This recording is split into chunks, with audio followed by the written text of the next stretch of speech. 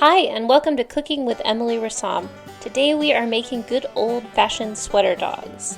To start out, you'll need some hot dogs, some cheese sticks sliced, and fresh bread dough ready to go at your disposal.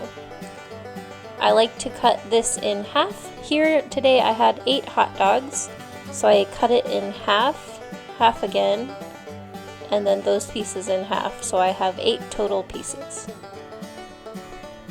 Once you are ready, you're going to make a slit down the side of the hot dog and stuff the cheese inside. As you can see, I've also flattened out my bread dough here and added some Italian seasoning just to spice things up a notch. Once you do that, wrap your hot dog and you are good to go. Once they're all completed, place them on a baking sheet and into the oven.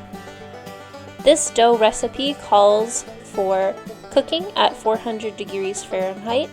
Cook them until they're slightly brown and serve. My favorite is using mustard on the top.